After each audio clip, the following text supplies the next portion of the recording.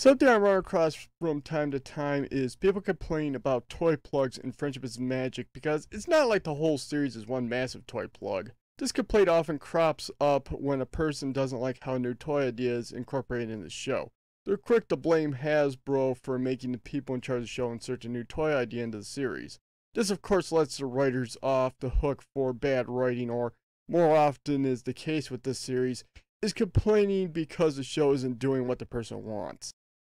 But before I get into this topic, I should address the plank in my eyes. I am guilty of this as well. In my review of the 1986 My Little Pony movie, I complained about replacing Dreamcast with Paradise Estate and took a jab at Hasbro for doing it. Now, much of my presentation in my main reviews is meant for the entertainment of the audience. While they are my opinions, I play up the emotion behind them for humor. I'm not as vulgar or mean-spirited in real life as I am in reviews. However, there was some sincerity in my disdain for Dreamcast for getting Enterprise D treatment, and the ponies nonchalantly giving it away when it was restored to livable condition.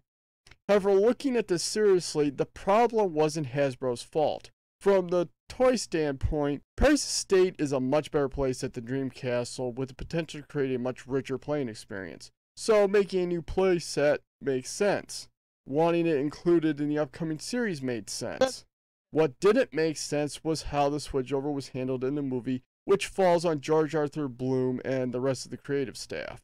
Part of the problem was the specials expanded greatly on Dreamcastle. The actual Dreamcastle playset was 3 small towers connected by castle-style walls and basically served as Majesty's pad. Bloom and the creative staff who made the specials took that and turned it into a fortress the ponies could find safety in and gave it a true sense of grandeur. The ballroom at the end of Escape from Katrina is absolutely beautiful. However, that made the ponies giving it up less believable, and they didn't really expand on Paradise Estate that much to make it the superior alternative. It felt like the house the playset was presented as. It had more rooms, but they were still the typical rooms you would find in an ordinary house. It didn't even have any way to prevent invaders from coming in from the back, for crying out loud. About the only reason the ponies would choose it over Dreamcastle was if Dreamcastle had been completely destroyed. On top of that, the Moonchick's big musical number that ended with him giving it to him had him point out all these great structures to live in, but they chose Paradise Estate.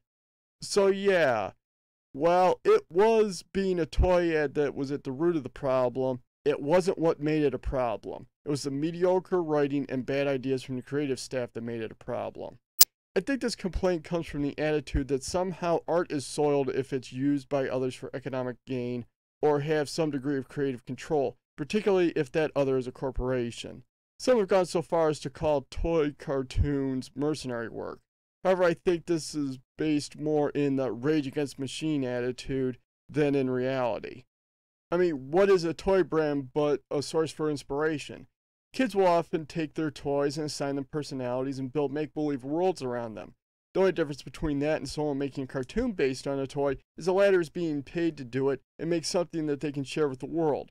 Granted, the company will be the one providing most of the ideas as they make toys, but it's still the job of the storyteller to weave a story around those ideas. If they fail, it's not because of the toy idea, it's because the writer failed to do their job right.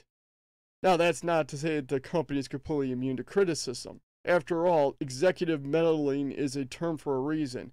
You can have some suit who knows nothing of the work try to micromanage what they want to see into it because they're on a higher pay grade. However, this isn't something unique to toy companies and has nothing to do with it being an extended toy ad. And most of the complaints I see regarding Friendship is Magic have nothing to do with the presence of the new toy idea in the episode. At least with the Dreamcastle Paradise Estate switchover, Hasbro put the people making the movie into a difficult spot of making the ponies choose the new narratively inferior home. Also, what's brought out the toy ad complaint with Friendship is Magic should have been a problem for the creative staff, and it mostly wasn't. Frankly, most of the complaints are from those who had their headcanons torpedoed, and the show was never obligated to adhere to what they think in the first place. In fact, when it comes to It Ain't Easy Being Breezies, which is a textbook case of this, there's a very saddening statement when people call the main 6 turning into Breezies a toy ad when it wasn't. You just had to look at Hasbro's release at the New York Toy Fair to know this. The people writing the show did it to be cute, but some people immediately labeled it as an ad ploy and lashed out at it. Have we really gotten that jaded? So next time you see something you don't like about an episode that introduces a new toy idea, stop and think before you complain about it being a toy ad. The whole show is a toy ad, from the best episodes to the worst. Don't blame Hasbro for wanting to include their ideas in the show. Blame the writers for not doing their job of weaving a good story as readily as you'll praise them for making a good story out of an extended toy ad. I'm Al1701. Happy viewing.